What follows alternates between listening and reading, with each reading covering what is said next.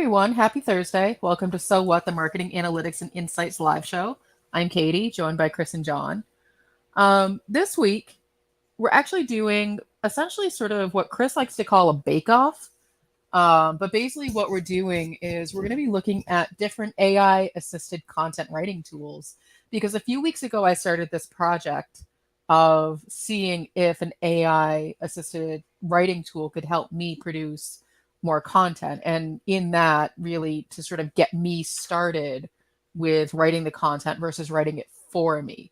And so we're going to be looking at 5 different tools and sort of going through the use cases for an AI assisted content writing tool and how to build a process around it. So before we get into the different tools, Chris, do you want to walk through a little bit of the technology behind an AI assisted writing tool and sort of, where these came about? Sure. So most of the modern writing tools these days use a technology called transformers. Nothing to do with the 80s toys, which were awesome, or the Michael Bay movies. What they do is essentially take in really large amounts of writing, large amounts of written text. And if you can imagine like a spotlight traveling across a stage, that's essentially what this technology does. Is it sort of reads through text and develops probabilities. Like if I say social media, what's the next word that comes to mind? For some people, it's marketing. For some people, it's analytics, and so on and so forth. If you ever played a game at a party where you start quoting pieces of song lyrics, right? Almost everybody knows the next word or set of words in certain songs. That's essentially what transformers do. They have these really, really, really large, they're called embedding spaces, but it's just a way of saying, here's the probability that the next logical set of words in this moving window is going to be X or Y or Z. And in doing so, when you ask it to create something based on a prompt, it will look for all of the embeddings that are related to that thing and then start generating text from those things. So again, thinking of like famous song lyrics that you know. If I say it's 9 o'clock on a Saturday and you're a 70s fan, you probably know the regular crowd shuffles in. That's Billy Joel's Piano Man. If I started if I said write a song about, being a piano player in a bar, it would probably borrow from some of that text and generate from that. So that's kind of how the technology works. There are limitations. The key limitations are it's trained on a lot of existing text. And let's be honest, a lot of the existing text is not great, right? It's not great writing. It's not Pulitzer Prize winning. A lot of it's kind of okay. And so the tools will inherently generate writing that is also okay, right? It's not going to generate a Pulitzer Prize winning content. And the second problem they have from a technological perspective is something called attention memory deficits. These tools don't remember what they write because they don't actually understand anything. So you could type into some of them 6 plus 7, the word 6 plus 7 equals, and it will come up with something that has no relation to what the next word should be, which is 13, right? Because we know logically that would be the next word in that sentence, but these tools don't understand that. So, what I'm hearing you say is there's a good reason why my phone no longer autocorrects to ducking because I've trained it on the word that I really want it to be using.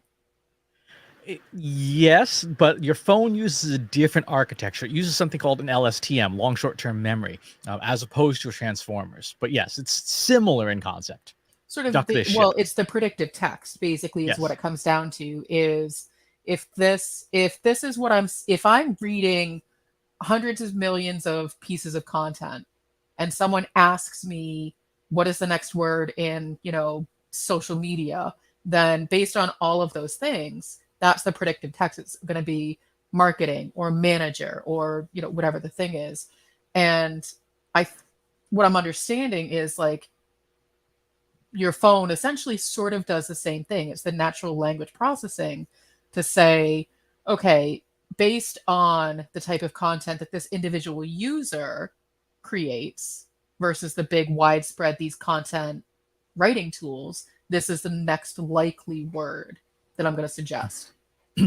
That's right. And with these larger language models, you can do what is called fine tuning, where you would, for example, OpenAI offers this. You take its starting model, like the DaVinci GPT-3 model, and then you give it your entire corporate blog. And you could say, okay, now I want you to learn from this writing style and tune it so that what you create sounds more like our corporate blog. That would be an example of fine tuning it to make it a little bit more custom. Okay.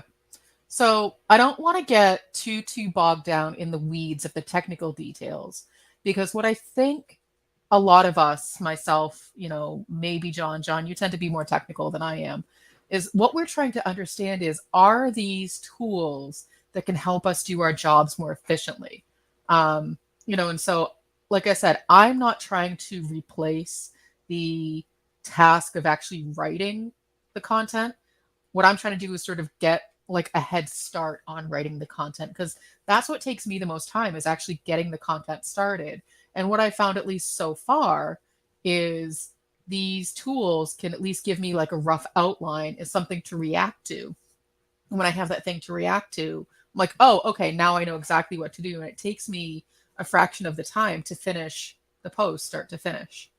John, do you use any predictive text or content writing tools for any of the stuff that you do? No, I really haven't been able to take advantage of any of that stuff. I've started to look for blog posting and getting some content out there. But yeah, now like everything that I have is like a half list of like cutting edge topics. There's like stuff that's not out there. And I haven't found anything that's an easy enough tool for me to just throw stuff in and see what I can get out of it. And so that's what I'm hoping we'll dig into a little bit today, see if there's something that should be on my radar that I could put to use without having to go through a whole ton of configuration.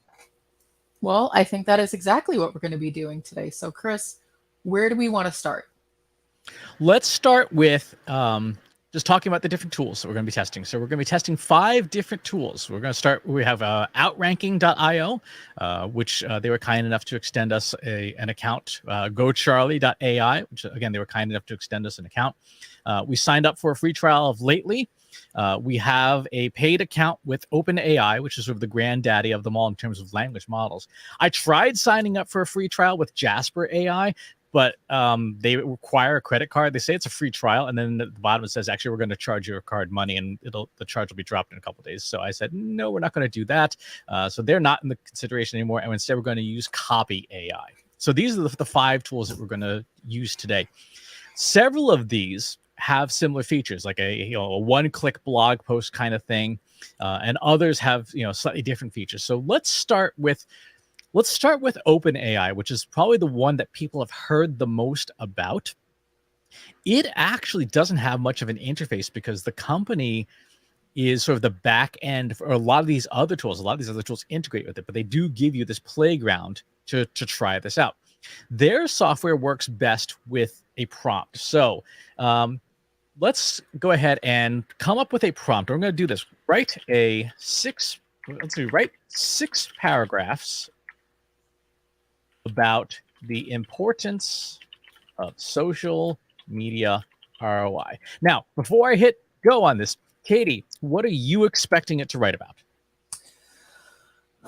I'm expecting it to write something along the lines of what is social media ROI, why you need to consider social media ROI, what is ROI, which is return on investment, and maybe a little bit about how to calculate it. But the importance really being like, maybe ticking down reasons like, so that you can set more accurate budgets, so that you can resource, so that you can, fine tune your campaign, so that you know what the heck happened. So I would expect to see those general ideas in there. I think that makes good sense. I put together this outline. This is from a talk I did a couple of years ago that would essentially be kind of like, what I would expect of a proficient human, what they should write about. So exactly what you talked about, Katie. What is social media ROI? Defining social media, defining ROI. Why do we care about this? How do you calculate social media ROI? And then what do you do next? And you may see a blog post like this on the Trust Insights website at some point, possibly more than one.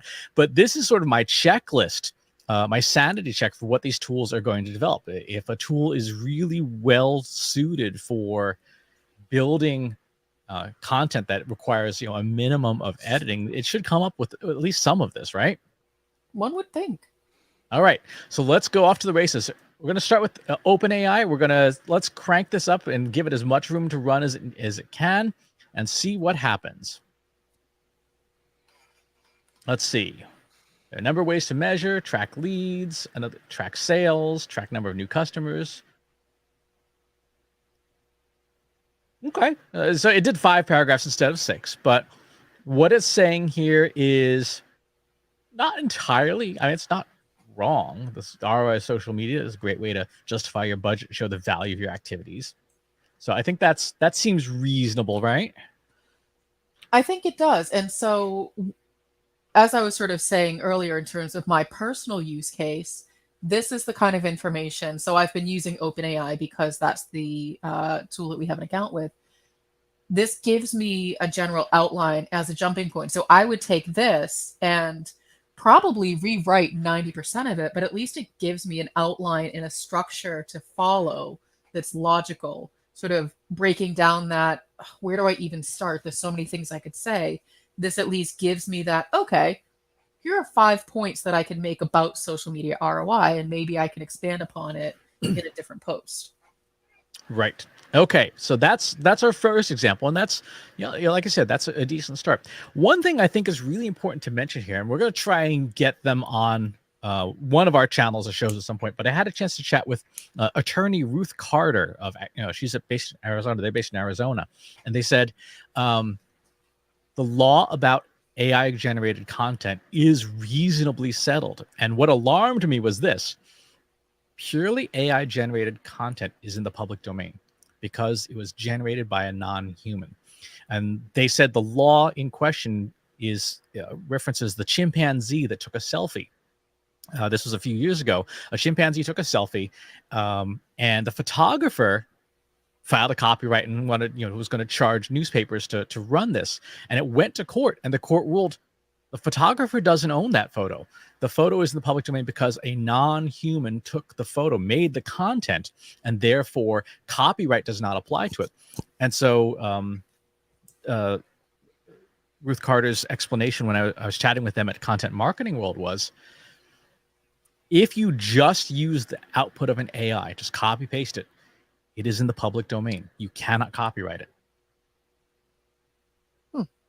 I would be surprised if anybody took this exactly as it is without editing it at all. So once you start to edit it even a little bit, I would assume that then nullifies that the machine wrote it. It does not. So what if I edit 90% of this? If you edit 90%, then the 90% that you edited is then yours. What you edit, what you as a human touch, is yours.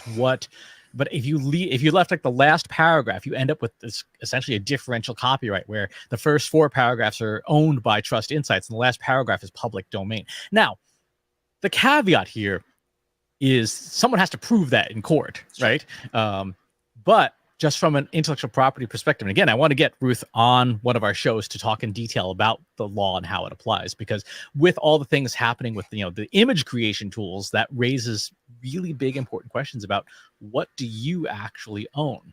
But that's literally for another show. So let's now go into outranking. So we're going to go into the AI first draft. Our focus topic keyword is social media ROI. And let's see what the advanced settings. The importance of social media ROI. Language is English. Location is United States. Let's see what happens. So, John, I'm for the sake of this episode, I'm putting you in the same non-technical bucket as me versus Chris's technical bucket in terms of user.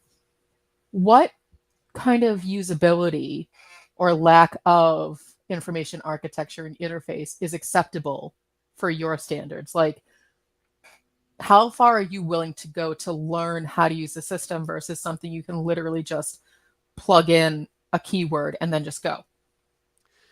Yeah, I mean, that would just be a matter of digging in and playing with it. I mean, if I can definitely go beyond just pasting stuff in if there's parameters to adjust, if it's going to make a difference. Like, it was interesting in that last piece that there was plenty of stuff about ROI, but it actually didn't say anything about social media. I mean, you could have just switched it to SEO or direct mail and it's all still valid. There's nothing about social media actually in there. So that's the big thing is, how accurate and tight and useful is the content going to be, or is it just going to be so generic that it's not really, it's saving you some typing time, but that's about it. Mm-hmm. And while this is generating, I would like to sort of do a little bit of a PSA to any of the viewers of this show. Please, please, please do not take this show as an opportunity to then slide into our DMs and pitch us your product. This is not the purpose of this. Obviously, there are other tools out on the market. This is just a sampling. So please, I mean it when I say do not start pitching us your tools. This is 31%. So let's move on to the next tool while it's working. We're going to go to Go Charlie now. We're going to copy and paste the exact same title, which is the importance of social media ROI. Our target audience, let's put in chief marketing officers, and our SEO keyword will be social media ROI. Let's see what Go Charlie comes up with. We'll get that going. It's interesting that this tool, and I haven't dug into this one at all, makes me do a little bit more of the work of coming up with the title and the audience, whereas part of me was like, no, you tell me what that is. But it makes sense. Like, the more focused you are, the better quality content you're likely to get back. Exactly. And I forget how long theirs takes. So let's pop into, so Lately is an interesting one. Lately doesn't have the exact same interface. Instead, it's going to try and create stuff. So I'm going to take an episode I did on social media ROI and see what it does. So let's take this. This is an episode I did. This is going to take a little while as well. And then let's go into Copy AI and create our first blog post. So enter our blog post title here. Let's do the importance of social media ROI, our keyword, our tone. What tone do we want, Katie? I think professional probably makes the most sense. Yeah, see, I was going to go for witty. Well, if it's supposed to be an educational piece, then we can add. Well, and then here's the thing: that's the kind of decision I would want to make for myself, because my style of writing and the way that I insert humor into my content, I don't want a machine to try to do that for me. I just want the facts. Yeah, that's fair. Okay, so it's come up with this section, the outline. Let's see about generating the talking points now. So this is sort of doing it more sequentially. And this is interesting because it's trying to, I think, generate essentially a more complex outline to keep it on the rails. Remember, we were talking about transformer models go off the rails pretty easily. So it's going to come up with this outline. So what is ROI? Okay, good. How do you calculate it based on your goals? Why is it important? And then sort of a wrap up paragraph. Let's go ahead and hit generate content. All right, it looks like that's going to be going. Okay, so going back to outranking now. Let's see, let's choose a title. Which title do we want? So many to choose from. That's so funny that everyone has a free calculator. Like, those calculator pages are everywhere. I guess let's do the first one. That's fine. Let's see, outlines from ranking pages. So this is essentially borrowing this to create this outline. What is it? How to measure it? When to measure it? What to measure? So forth. Okay, cool. Let's can generate an SEO brief, a premium first draft. All right. Sure. Let's see what that button does. And it says this can take up to 15 minutes. Awesome. So we'll move on. Let that do its thing. Go Charlie has done its work. So let's see what we have here. The importance of social media ROI. It even came up with a nice, stock image here of anonymous people laughing at something. Sure. Exactly. Let's see. There's our introduction. What is it? Measure return on investment in social media. It's important to care about it. Number of ways to calculate it. How to achieve your business goals. Making a case for it. Why social media should be a key part of your marketing strategy.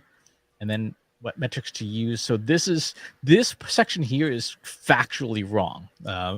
Social media ROI is a computation, earned minus spent divided by spent. So that section here is nothing to do with ROI. Let's see how to maximize it and conclusion. So this post is definitely more detailed than what OpenAI came up with. I think would require a lot of editing because the language is fairly bland. I would assume that they would all, I would hope that they would all require editing because every single company, every single person has their own unique tone and voice. And that's a big part of why I read from certain people. If I'm just getting this very like monotone version, I'm not going to read it. I'll be bored. Yep. It looks like I can change the tone here as well. So formal formality, casual formality, increased length, cowboy Rick. Let's go with science, Rick. Science Rick. Okay, I think since we want this to be useful, I guess. I don't know. I guess. All right, let's have it regenerate with that. Sure. Lately is still thinking. All right, so we have Copy AI has come up with. So here's the introduction. What is it? What is ROI? Let's see. This is correct. So this is earned minus spent divided by spent. So they get a bonus point for that. How you calculate it. This is somewhat correct. There's some issues with the math in there, but it's okay. Why is it important? It matters, and then your conclusion. So let's go ahead and create that blog post with that professional tone, and here we have a first draft confetti. with confetti, no less. So it's interesting that as you're going through it, saying that things aren't factually correct. Again, sort of the use case for me is I see it as a jumping off point. I expect to have to edit things. So I've used OpenAI to write a couple of blog posts so far, and the advice, the quote unquote outline it was giving, I was like, well, no, that's not the advice I would give, or that's not the way that this thing should be structured. But again, what I'm finding is having something to react to versus creating it cold is so much faster because I feel like as humans, it's so much more efficient to want to correct what we see as incorrect.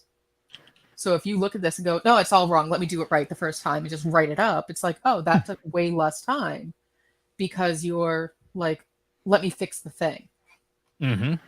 Yeah, no, and I know for some people are better creators than editors, and other people are better editors than creators. And so if you are in the second camp, this is an invaluable way to either get started or get over some writer's block where you're like, I don't know what to write.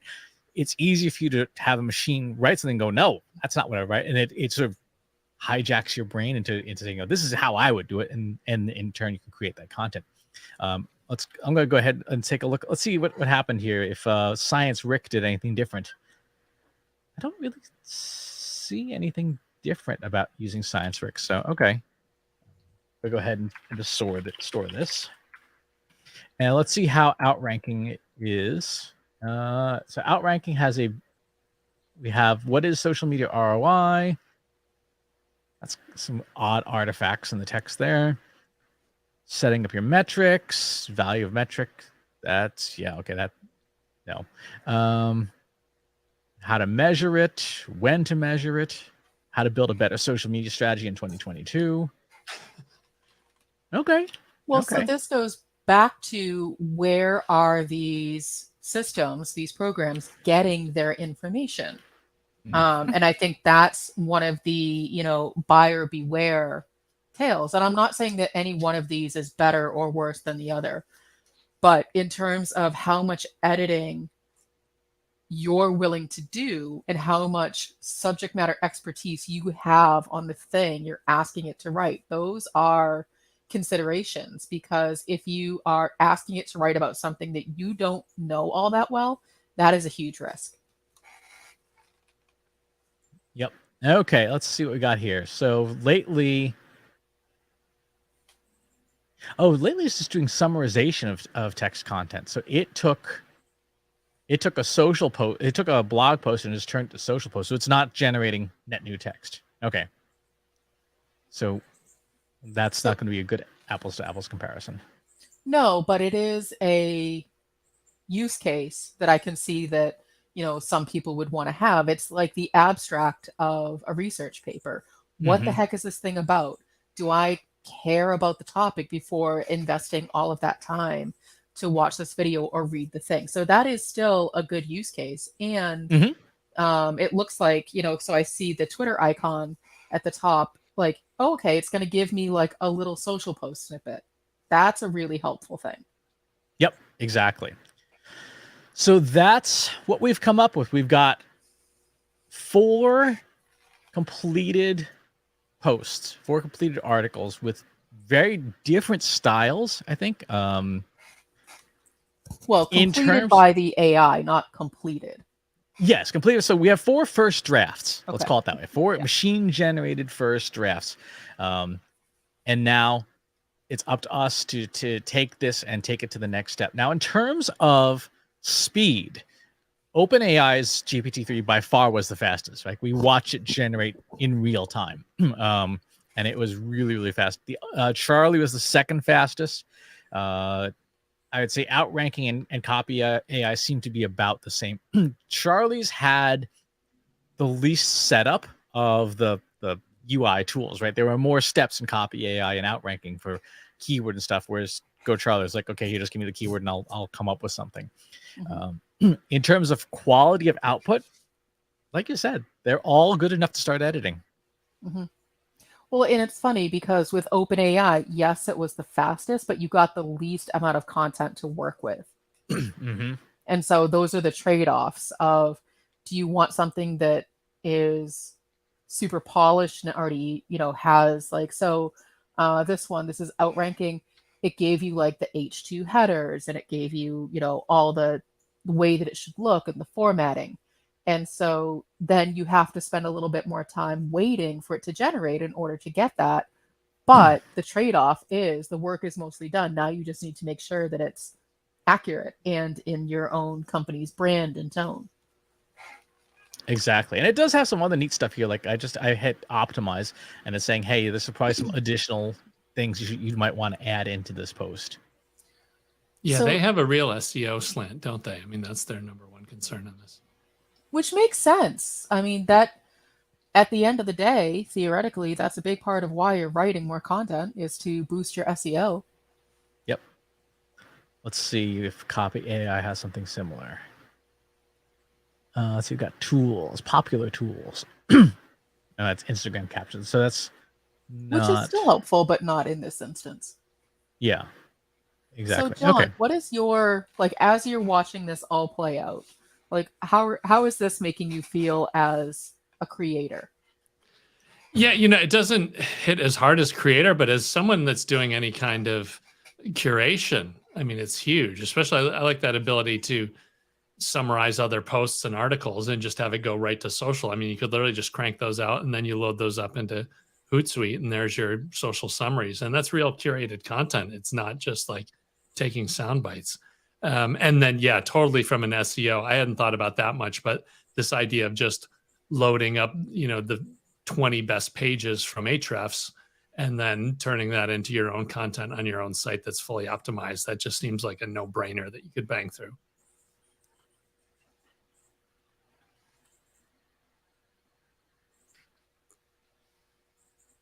Right, So, what are we going to do next, Katie?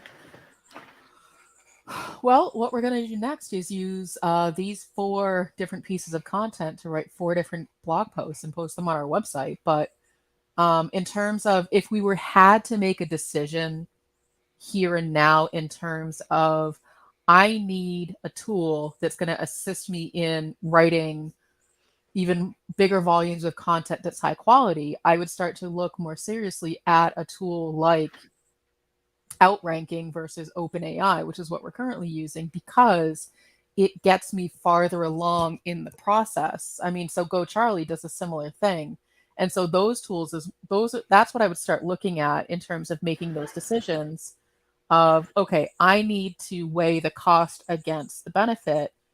the cost might be, however much a month, but the benefit is that I'm able to then crank out like an additional 50 pieces of content a month and improve my awareness, and then my business can grow even faster.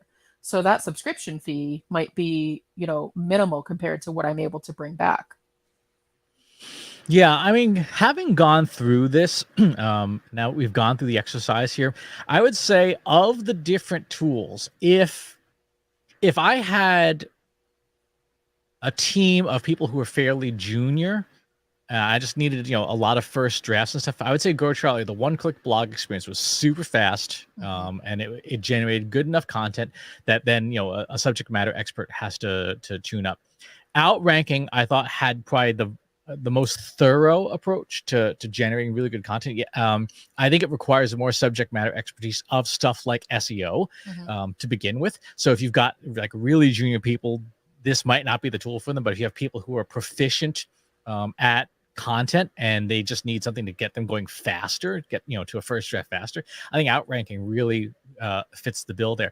Either one of those tools, I think, in terms of helping you create content faster, would be a good choice. I think OpenAI is the right tool if you're building your own software, right? If you're going to build something and hook straight into their API and stuff, the playground is fine for what it is. But like you said, if you want somebody who has less experience being a content creator, either Outranking or Go Charlie would be better choices than OpenAI. See, it's funny that you talk about it as experience. I look at it as time. So I think, again, OpenAI is a good tool, but in terms of time savings, I think Outranking and Charlie AI are the things that, for me, my personal use cases would probably save me the most time once I dig into them to see how much editing these things need. And so that's sort of where I would need to continue to do my own head to head of, is OpenAI giving me just enough to work with that I can just write it and be done? Or am I spending all of my time rewriting what tools like Outranking and Charlie AI are giving me? And so that's, still that comes down to your personal writing style, your bandwidth, your expertise in any of these given topics, and then just really ultimately what your goal is. So if your goal is to write more content, look at your own process to see where you have the most deficits, and that should start to guide you into which one of these tools and how far along the process it should be able to take you. Yeah, I would say though that the thing that they've all not done well is the factually correct stuff, which again speaks to who's doing the editing. Like you obviously cannot and should not just copy paste this straight to your blog. That would just be a terrible idea. But if you have somebody who, particularly if you're working, say, like in something that is not as I guess common a field, like maybe you were doing something on neurosurgery or surface to air missile systems or something, you would need to have somebody with actual domain expertise reading the content and saying, yeah, that's not correct. Because if I handed this to my 17-year-old, they'd read it. And because they don't know marketing, it's like, yeah, that makes sense. And whereas we're sitting here going, that's completely the wrong answer for what ROI actually is. But to an uneducated reader or an educated content creator, maybe the most junior person on the team that you just pulled out of college, there could be issues putting up content that would pass a human editor who didn't have the domain expertise. How about over on Lately? That was the one that did the summary, right? Does that have other options, or is that really all that thing does? I think that's it. Okay, so that's a good curation tool, but that's not going to solve your write a blog post problem. Right, that's correct. But it definitely has a strong use case because, again, sort of, I'm not a social media person. Having a little bit of a leg up on something to react to is going to save me time when I'm trying to write the blurbs. Now, am I looking to use like 4 different tools? No, because that actually would probably take me longer than actually just sitting down and doing the work myself. And that's part of it is like, are you procrastinating? Are you looking for these tools to help you stop procrastinating? Maybe. But I don't think you need that's a different problem. The AI isn't going to solve that. That's a people problem. Yeah. Now, the other thing about the OpenAI interface and the model is that it has a bunch of different functions that you have to read the documentation to deal with. But it has more flexibility. So I'm going to type in TLDR here and say, too long, didn't read. And it will now take one of those posts we just wrote and just summarize it, right? So it will kind of do what Lately just did, but just come up with a fast snippet. If I shrink that maximum length down to something along the lines, basically like 1,000 characters at most. Let's go ahead and tell it regenerate. And so now it's, it can take and sort of distill down content. So if it's, as long as it fits within its tool. So again, it's got a lot of flexibility, but it is definitely not intuitive or obvious. The other tools are definitely much more intuitive and obvious. And you can see that, they're designed for all the different use cases available to you. And I think, again, that comes down to, the trade-offs of, do you want to spend... So, and this is where, Chris, you and I would approach it very differently. Your inclination is to move towards something like OpenAI because you're willing to read all the documentation and have more control over the features, whereas I'm not that person. So I'm going to look for something that has more of an easy to use interface, that the buttons tell me what it's doing. I don't have to then go read developer documentation to learn how to write prompts. Exactly. So at the end of the day, I think it comes down to taking things for a test drive, right? And then doing requirements analysis and saying, well, like, what do we want the tool to do? And like with every other SEO and marketing tool out there, the requirements are going to differ from organization to organization, person to person. Well, and I think that that's the big takeaway is do the requirements gathering. If you want to use the 5 Ps to do that, that's a great way to start, because the way that I need to use the tool is likely different from how John needs to use the tool or how Chris needs to use the tool. John, you may only care about, content summarization, whereas I'm the one who's tasked with writing the content in the first place. And then Chris is the one who's tasked with maintaining these systems or understanding all the features. And so those are 3 different use cases for the same tool. Yep. So to wrap up, I don't think we have a clear winner, but we definitely have 2 tools that for the non-technical user, Outranking and GoCharlie, seem to be, pretty decent. We have Lately as a summarization tool, OpenAI as the Swiss Army knife with no manual, as being the way we're going to go. I'm going to rephrase what Katie said at the beginning of the episode. If you want to pitch us your tool, we are accepting sponsorships for the Trust Insights newsletter and our podcast. So do not pitch me. Yes, contact John to arrange sponsorships. You can have an episode next week. This can happen. And also, full disclosure, Outranking and GoCharlie both did provide free subscriptions to us. So from an FTC disclosure perspective, they did that. The other ones we either pay for or that did not. Any final parting words? I would say that from what I've seen so far, these tools are incredibly useful. I plan to continue to test them and use them. However, I do sort of do the buyer beware. Make sure you understand the topic you're writing about so that you can check for accuracies, and make sure that you're planning on editing the content for your own tone, your own brand. You will get in big trouble just in general with like Google algorithms and your readers if you start just copying and pasting exactly what the tool spit out. But I do think that first draft, those are pretty good. Yeah, these are tools for experts. They're not expert tools, that's for sure. So go out there and be careful. Exactly. And, machines are not going to take your job anytime real soon, but not today. It is good. Not today, but it is good for all of us to know what is possible and what is coming down the road. Thanks for tuning in, folks. We will see you all next week. Thanks for watching today. Be sure to subscribe to our show wherever you're watching it.